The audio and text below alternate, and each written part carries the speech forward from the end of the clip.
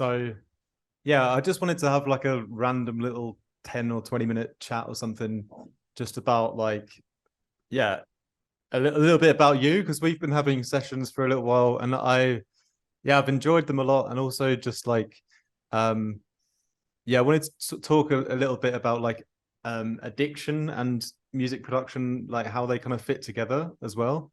Because I think that like um people you kind of you can be addicted like in a lot of ways, like in like small things. And like for me especially, like music production has always been like a natural like therapy in a kind of way, you know. I'm Hmm. sure you probably have like a lot to say about that. So what, Yeah, maybe you can give like a little background or something, you know. okay, like a little background as far as like how I got here, Yeah, or like just your journey over the last, you know, few years or so. okay, for sure. Yeah, well, I got into like drum and bass and jungle music through going to raves randomly, like on my 17th birthday. Like one of my buddies kind of just surprised me and just kidnapped me Okay. um uh to a rave. Yeah. And although like I was a musician at that point, um I also kind of just had this mentality of just didn't give a fuck. Like I was just like completely reckless. Okay. And that kind of drove me like deep into addiction. And the frustrating part is like How even old though how old were you then around when you? I started having like addiction problems around about like 19.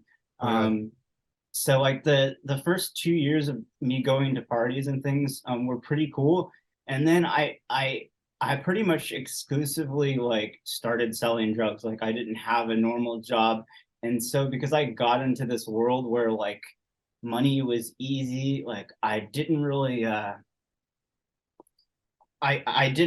think about like my actions. Like I didn't really think about the future. It was just always about feeling good in that moment. Yeah. And even though I was like on that path, I always had these like moments because like I really enjoyed DJing on my computer and just finding cool stuff that dropped dope together and transitioned well together. And like I always had this part of me where like I would be at a party and I'd be like, oh, I really like that transition, or I would like notice I'd be like, oh man, that was great, but he could have done this. And I would always get people be like, oh, what, you think you can do better? I'm like, oh, yeah, actually. Yeah, yeah, cool, cool. And so I went that way for a long time, like just constantly kind of be like constantly being inspired by drum and bass, but not really going anywhere with it, because the more and more that I kind of did what I was doing and the more that I had like access to easy money, I didn't have positive role models around me, didn't really have like a space to have my head right. Like the more that I did that, I became like horribly addicted to heroin.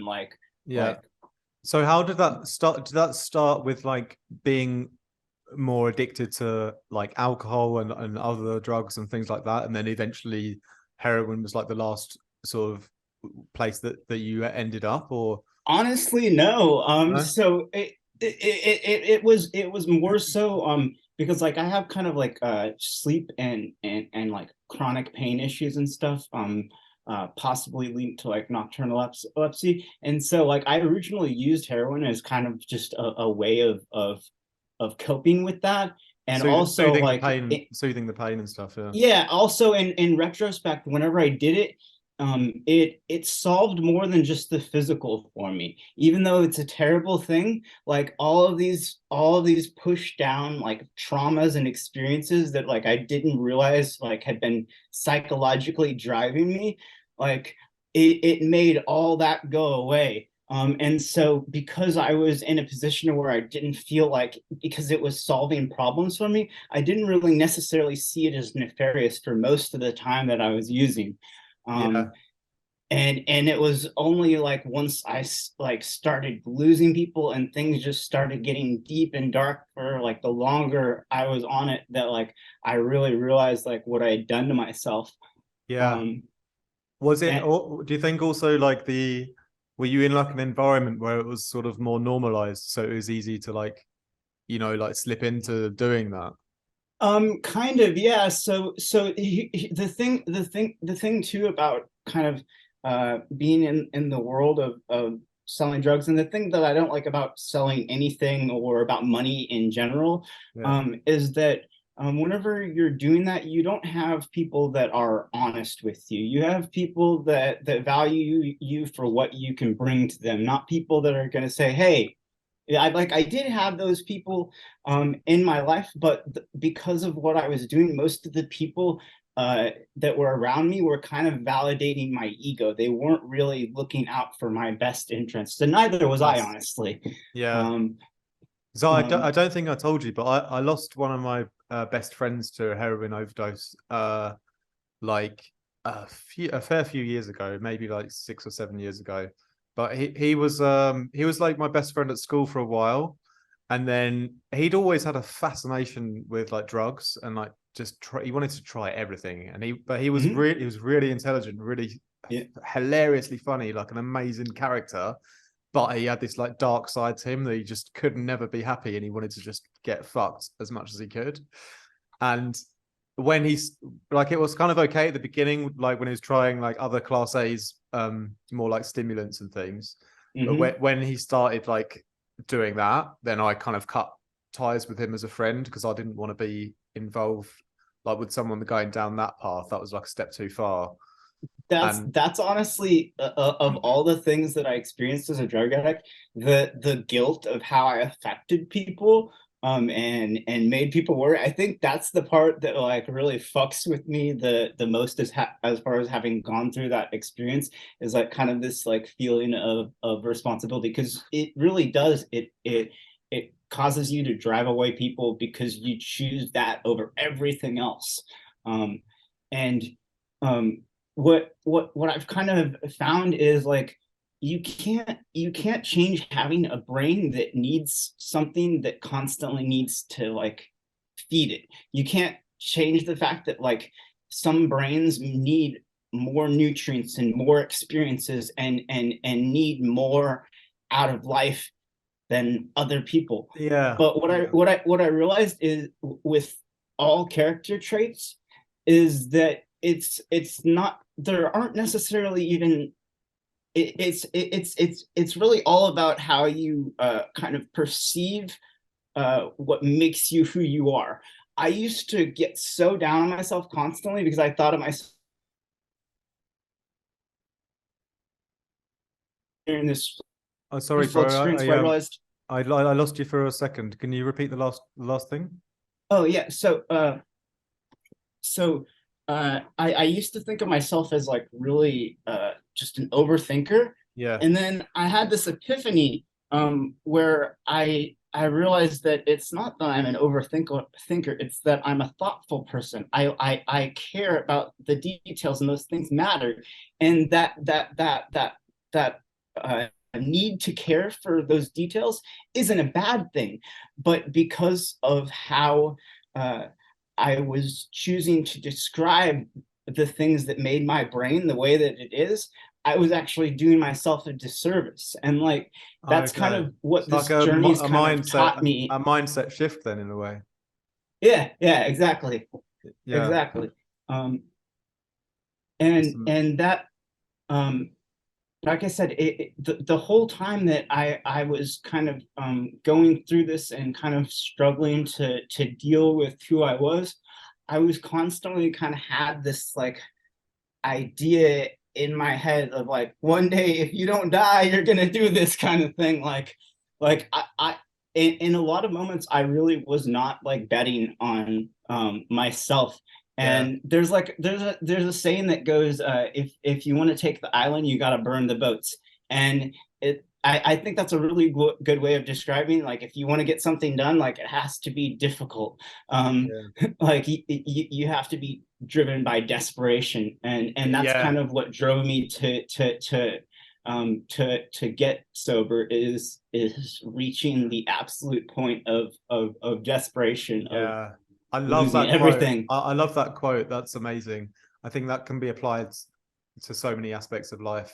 Yeah. Like this is nothing in comparison, but like for me, where I was working like a part-time job at the same time that I started, you know, like teaching and trying to be like a full-time musician and do all of that. And it was always like a sort of security net kind of thing. But like before I like burned that boat, it was like I always had that sort of safety, but I wasn't able to fully take the island, as you said. And Yeah, like getting rid of that, like you just forced into, you know, like becoming a lot better at what it is that you actually are trying to do, you know. yeah, my friend has a really cool tattoo that I feel describes it really well, and it's kill your comfort zone before it kills you. Oh yeah, I love that. And it really is like a good way of looking at it. Like it Yeah, like if you want big change, you have to make big change, and like exactly. and that's the part that's the hardest part, because our brains are hardwired for Yeah. survival. They're not hardwired for emotions. No, exactly. Yeah, we like I it's a small thing I do like in the mornings. Like I used to do it a while ago, but like recently I've been doing it every morning. Is like just having a cold shower in the morning, because it like it trains your brain to like be ready for that discomfort always, you know. Hmm. And so it's Yeah, a little way of like stepping outside my comfort zone like every morning, and then, you know, feeling way more up to deal with whatever else the rest of the day like has to throw at me, you know. yeah, it's ritual. If you can win, if you can win and chug through the first hour, you know, you can get through the rest. You know, Yeah. it's you know. So But with when you sort of started around 19, like getting into that pretty hardcore addiction already. So like how long were you sort of in that place for, and how did you like climb out of it? I was I was like that until 3 years ago. I've been sober for 3 years. How old are you October now? 20, huh? And how old are you now? I'm 34. Oh, so it So was I had like a decade of about a addiction. decade. Yeah, crazy. Yeah, and it was even worse because of like where I was living, like the area that I was in the San Fernando Valley. It was almost like normalized in a lot of places, because of just that a lot of people in that area are into it. It's just it was. Yeah, that's great. And this is like not obviously as crazy, but like in Berlin where I lived for 6 years, Mhm. it's the normal thing to do is every weekend you go to the club and you take like some amount of ecstasy or other like Mhm. stimulants like for the whole weekend. And like That's that's and that's that's definitely a fuckload of Los Angeles too. yeah. And it's sometimes I speak to people and like when I tell them that like no, I'm not actually going to the club the whole weekend, they're like, huh? No, they almost like some people are so in that world they don't understand why you wouldn't also be in that world. And then at that point I was like, oh, this city is like dark and crazy in a way, like how normalized it is to literally take drugs every weekend, like it's the normal thing to do. And it's like, Yeah, I think really it's just a reflection of healthcare and things like that. So like some people need it more than others, you know. And so for some people, I feel that them going to go do that is their way of doing therapy, because their brain like hasn't like been in an environment. Like it's way easier to go out and get some pills and go to a party than it is to actually get in therapy. Like it's therapy is expensive. It's really difficult to find good people. A therapist can't even really help you. You have to have a psychologist who has a master's to even really get you the help that you need. So yeah, I feel like a lot of this behavior is really just like a reflection of people trying to cope trying to with self-medicate, themselves. trying to self-medicate in a way that they know kind of works for the moment, but Mm-hmm. and not really knowing what it is they're actually deep down searching for, maybe, Mm-hmm. or something like that. Yeah, crazy. So you were like almost like a decade in that environment in a way. That's amazing. Mm-hmm. That it's so amazing that you sort of survived that and came out the way you have. Yeah, it's crazy. I like this year I had to have my top right and my top left teeth replaced. My bottoms I still have to get done. Like I'm like it really is kind of a miracle that I'm alive, because like my roommate, he died. My best friend Dawn, she OD'd. The girl that I've been dating for 3 years, she OD'd on fentanyl. Like everybody out in this area where I was at, like that I knew, is either like dead or in jail or like missing. Like So it's how did you manage to pull yourself out of that situation then? so after so I originally, like I had kept on, like I had tried so many times, like it's not even like how did I decide to do it, because like I had tried going to Colorado and building houses with my friend's uncle, and like trying to like hop states. Like I had tried that in Colorado and Florida and Vegas. I tried going to all these other cities, but this last time, I went to Ohio, where a friend of mine who I had worked with at a guitar center in Florida lived. But this time, whenever I did it, even though like I was in Columbus, which is just like an absolutely like town ridden with heroin addiction, even though I was there, I had taken some mushrooms with me on the plane.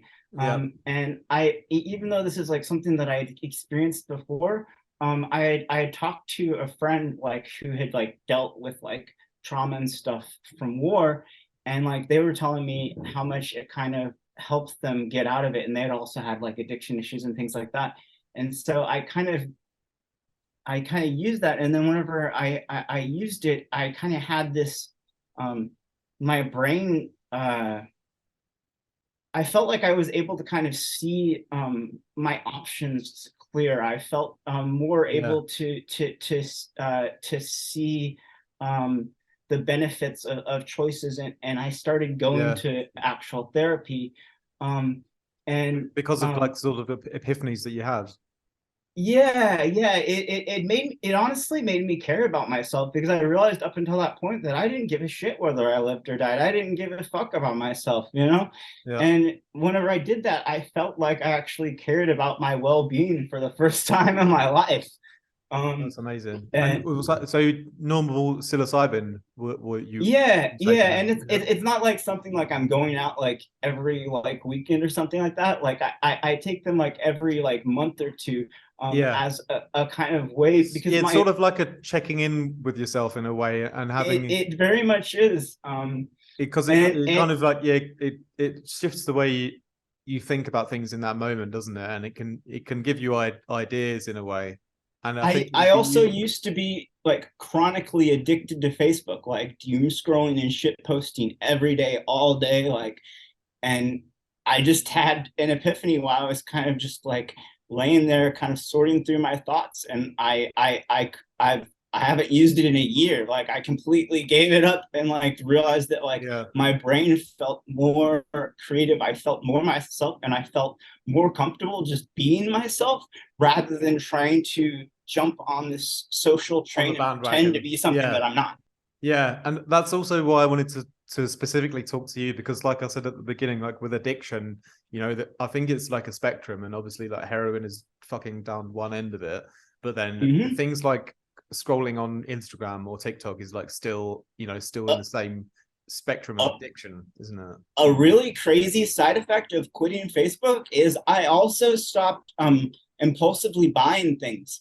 Like as soon as I stopped social media, like I no longer like just randomly just buy things just because, and I believe that like it's because of how they're built for marketing. I believe that they kind of train our brain to be impulsive and reactionary, and not insightful. And like as soon as I remove that, like I think about what I do in the future of what the choices that I'm gonna make are Yeah, now, because I'm not like giving my time and energy to something that's like not for my benefit. exactly. It's difficult because it's so easy and so entertaining to fall into that trap, and it's like a battle to fight it and actually, you know, have your own fucking ideas and thoughts, you know, a lot of the time. So yeah, that's crazy. So the psilocybin and having those little spiritual hallucinogenic experiences like gave you a different insight in yourself, and then that's what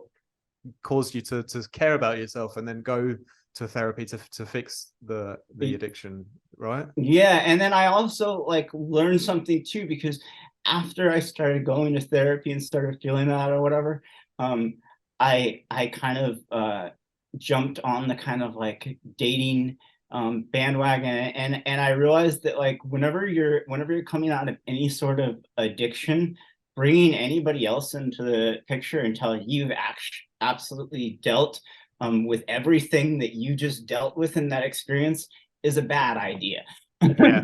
And it was also kind of a pleasant reminder that like life doesn't have to just get fucked up because you're on drugs. A lot of times life just gets fucked up, and like you have to kind of be able to deal with that. But it's been the first time in my life, like if that would have happened before, like if I would have went through a shitty breakup, immediately as soon as I started to feel the pain, I would be out there using just so I didn't have to feel that. But now like I don't see the things that I feel, I don't see them as a bad thing.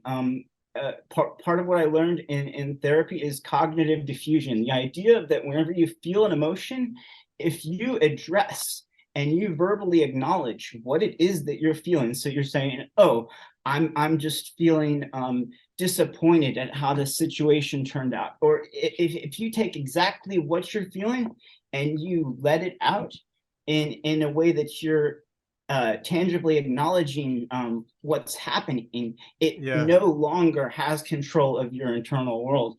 And that I feel like was the kind of biggest thing that also kind of pushed me towards giving production a shot, is because like once I started to kind of see the things that I felt and the bad moments that I had as just a feeling and not something that's like detrimental, I realized I'm like, this is gold. Like, you know, it's like our inability to process emotions and things that come to us, leading to us like stuffing it down and then like having to numb the pain somehow.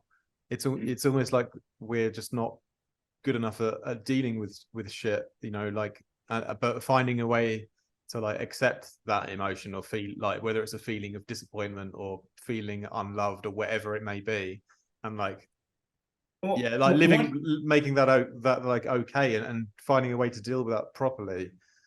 I think the biggest lesson is that like part of being an artist is seeing things that aren't there, and that it also has to deal with like your emotions. So like whenever you like recognize that like the way that you perceive things is going to magnify them, it is going to change them, by like understanding that, and more importantly by being okay with that, it kind of like helped me kind of realize like what I was supposed to be doing with my energy, because I've always created in like one way or another, whether like I was like doing like physical art, like graffiti style stuff, or like writing, but the thing that kind of, I guess you could say, clicked for that led me from kind of the world that I was living in, because whenever I got sober and came back to LA, still most of the people that I knew were from partying. Like that, like I'm an introvert, so like the only people that I knew were the people that I met through my other extroverted friends.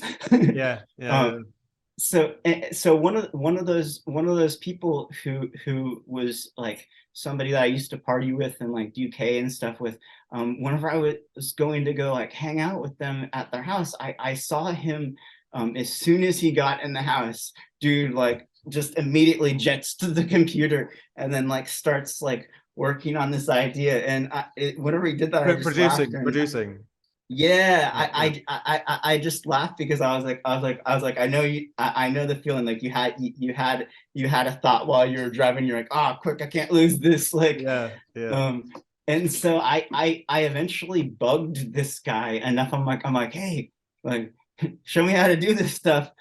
To where like one day around Christmas, he's just like, hey, I honestly, like, with where my life is, he's like, I'm not doing that much with this. He's like, here's my Ableton account, just like download the suite, like you're good. yeah, um and that's kind of what made me start kind of playing with that, is just me trying to kind of hang out with people and seeing him doing that, and then I just bugged him enough until he just gifted that to me.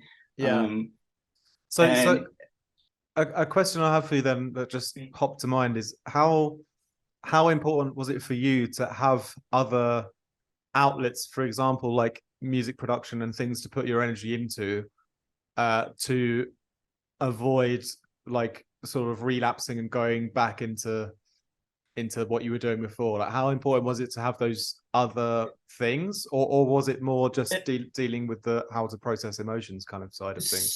Super important, because I feel that uh, by uh, by creating anything, really, you're already in a kind of psychoanalytical state.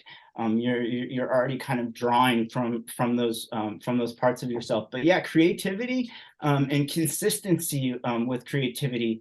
Um, uh, I make mycology memes, and that was actually whenever I first got sober, that was kind of like the first First creative step. outlet that I started doing Yeah, yeah. They ritualistically. always pop up on my feed, and yeah, they're quite amusing. Yeah, so because I saw some people making mycology memes on Facebook, and I was just like, I just had a funny idea one day, and I did it, and all these people were like, "Oh, this is fucking great!" And it just became it became a ritual after that point, to where, and a way of, because I'm so introverted naturally and don't really like hang out with people. um Yeah, it was a way to kind of have like a kind of nerdy understanding and appreciation, people who got what I was yeah, a into, little you know, because online community kind of thing. Yeah, yeah, connecting with the people that have the same kind of sense of humor and interests, like even if it's virtually, yeah, for sure. can be um quite helpful. Yeah, so yeah, creativity was, I mean, it was also during that time, during my first year, I was writing like a lot of kind of folk punk style, kind of like raspy degenerate kind of music, and that was a huge part in kind of putting words to what I was feeling. yeah, Because the hardest part is not getting sober. The hardest part is staying sober, realizing like everything that happened before you, and being able to like come to terms with that. um yeah. So rituals and things you do like regularly, they're like, oh, you would say that's a big part of what has kept you going now. Yeah, very much so. And then this past year, since I got into the whole production side of things, sound design has been like my like one of my biggest ways Yeah, of kind of feeling in like a meditative state, and getting that creative energy. yeah. Um, One of uh, the guys in my Discord, another kind of occasional student but a supporter, he said exactly the same thing. He was like, sound design is where I found my zen. mhm. And Eh, I agree with that. Yeah, shout out be, to Digipax if you're watching. oh yeah, I heard it. I heard his remix on on your stream. Yeah. Yeah, for sure. Yeah, the thing that I really love about it is that it's, well, one, there's not really any limits to it, and two, it gives me a greater appreciation of sound in general. And like I already used to have this thing where like I would like if I was like sitting on like a bus or something, like I would hear like somebody's like keys jingling, and I would hear like the tire hitting the road, and I hear all this stuff kind of just melding together into music in my head. But now I hear it like completely differently. Like if I'm at work and like I like spray a dish or whatever, I hear that spray, I'm like, oh, that's a nice little Yeah, crispy yeah, little snare layer right there. Like, yeah. you know, it's given me an appreciation for I love it. well, not just for sound designing like complex or like just crazy sounding noises. What it's really given me appreciation for is how much good music there is out there that's bare bones minimal, and how a lot of the best producers like take very like subtle approaches towards creating a badass sound, even though it sounds like there's a lot going on. Like the Yeah, best sounds that I've heard are very simple. yeah. um, That's amazing. Yeah, I mean, you're preaching to the choir here, obviously. Like, I hate seeing videos where you like how to make a sound like this, or how to make a sound like, because I think like you're in this whole infinite world. It's like a garden of any sound that you can possibly, like, there's infinite possibilities. Why would you like go in this little corner and try and do this exact same thing here? I guess like if you're practicing, that maybe then it's like quite good to like understand techniques, but like from a I broader think the biggest perspective. reason is that there's not like, until you actually learn how to produce, you don't really have the language to figure out what it is that you want. And so you're like, there, what he did, that thing, you Yeah, know. that's Whereas it. if you would have Yeah, known, oh, that's a noise base, like you would understand how to kind of deconstruct that. But I agree. I think teaching people from the perspective of techniques will take you a lot further, because you'll take those techniques and you'll apply them to other ideas that you have, like the LFO sandwich, absolutely invaluable. just The little trick by adding the LFO to the delays of the chorus, like that I learned from taking apart your sounds, and that has applied to so many different areas. And I think it's just those little techniques that really yeah, like make yeah, make for but good sound design. yeah, that's it. And that's again, that's the sort of thing you just experiment with and just have your own happy accidents. That's Mm-hmm. where all the best ideas come from. So that's why, yeah, I always try to encourage people to just experiment for hours, and like, you'll Yeah, you'll find different ways of doing things. You don't have to like, and you'll you find don't shit that have to like you follow weren't one technique. expecting to make. Exactly. Yeah. So that way you're always gonna have something new happen. So yeah, sound design is an amazing world, very therapeutic, I think, as well. Mm-hmm. And yeah, man, I think that's like been a pretty good conversation. I think that might help some For people, sure. hopefully.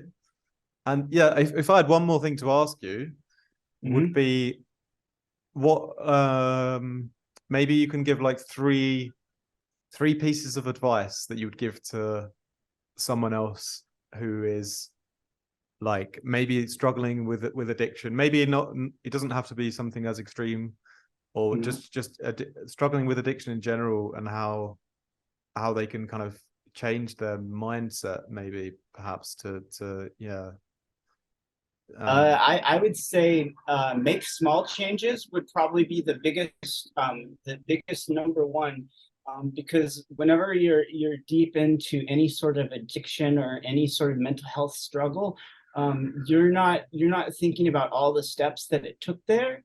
Um, and so I would say find the things that are not overwhelming to change, and the more that you change smaller things, you realize that the totality of where you're at it comes from all those small changes. It's composed by all those little pieces and choices that you made along the way. So yeah, I would say make small changes, Yeah, number one. stay consistent, and don't try to completely cut out your addiction without something to replace it with, Yeah, because if you are a person who struggles with addiction, it's because it's solving something. It's because you need that. So if you take that away, that part of your brain will need something. And so I just encourage them to find something, whether it be music, whether it be outside of it. Like I found it with mycology and walking through nature. Find something that excites you, and do that little by little until that becomes what you do more often than keeping yourself down in addiction. Amazing.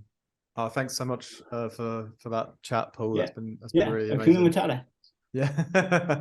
Yeah. And yeah, man, keep up all your great work with your production as well. Like you've started the last song that we've just been working on before this it's definitely been like the biggest improvement, like sort of jump that I've seen anyway. So it definitely seems like you're on the right path to creating some awesome sounds too. For sure. I mean, that's actually okay. Actually, one more bonus tip. Yeah. Find a good role model.